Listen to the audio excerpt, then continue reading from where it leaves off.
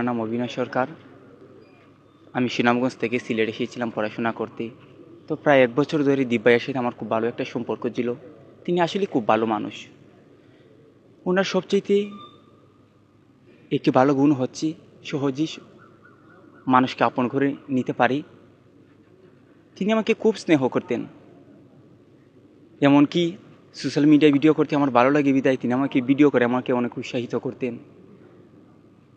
আসলে ওনার মতো মানুষ খুবই কমই আছে এখনকার যুগে। ওনাকে যে আমি কতটুকু ভালোবাসি, আমার কতটুকু ভালো লাগে, তা আমি কোনো দিন মুখে বলে বোঝাতে পারবো না।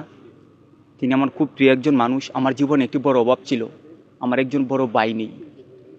এই দীপ ভাইয়ের মতো একজন মানুষ পেয়ে এবং তার টিমের মতো কয়েকজন মানুষকে পেয়ে আমার সেই বড় ভাইয়ের পাওয়ার যে অভাবটা সেটা আমার পূরণ হয়েছিল। দীপ ভাইকে নিয়ে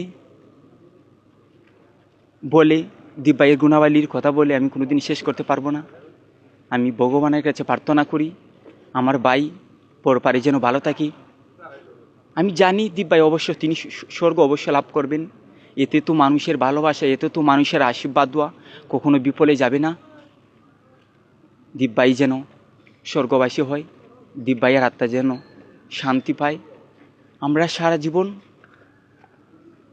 দীপ ভাইকে মনে রাখবো। আমি দীপ ভাইয়ের অনেক স্মৃতি আমি ধরে রেখেছি। আমি দীপ ভাইকে নিয়ে একটি কবিতা লিখেছি, একটি প্রবন্ধ লিখেছি। আমি আমার বইয়ে আমি আমার দীপ ভাইয়ের স্মৃতি সারা জীবন ধরে রাখবো। কবিতা বলার মুড আমার এখন নেই। আমি লিখেছি, তুমি সাহসী বীর দুবার, তুমি প্রতিভাবান ব্যক্তিত্ব। আমি কবিতা লিখে জানাবো দীপ ভাই তোমার কর্মের কৃতিত্ব। আমার সবচেয়ে যে স্মৃতি আমি মরার পূর্ব পর্যন্ত যে কথা, যে কাহিনী, যে ঘটনা, যে সময়টার কথা আমি বলতে পারবো না, সেটা হচ্ছে দুইটা স্মৃতি। প্রথম স্মৃতি হচ্ছে দীপ ভাইয়ের সাথে প্রথম দিনের পরিচয়, আর দ্বিতীয় স্মৃতি হচ্ছে দীপ ভাইয়ের সাথে আমি একটি শিক্ষণীয় একটি ভিডিও তৈরি করেছিলাম। এই দুইটি ঘটনা দীপ ভাই ভিডিওর মাধ্যমে আমাকে যেভাবে উৎসাহিত করেছেন, অনেক মানুষের কাছে ভিডিওটি তুলে ধরার মাধ্যমে আমাকে পরিচিত করে দিয়েছেন, আমাকে শিক্ষার প্রতি, সাহিত্যের প্রতি যে উৎসাহিত করেছেন, আমি আমার জীবনে আমি মরার পূর্ব পর্যন্ত এটা আমি মনে রাখবো। এটা আমার অন্তরে গাথা থাকবে। আমি কখনো দীপ ভাইকে এই স্মৃতিটুকু আমি বলতে পারবো। দীপ ভাইকে আমি অনেক ভালোবাসি, আমার পরিবার ভালোবাসি, দেশের মানুষ ভালোবাসি, বিশ্বের মানুষ ভালোবাসি।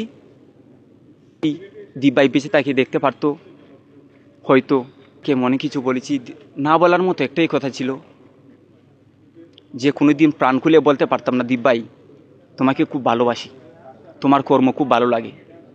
এই প্রশংসা কোনোদিন দীপ ভাইয়ের প্রত্যক্ষভাবে করতে পারিনি। এটা হচ্ছে সবচেয়ে বড় কষ্ট।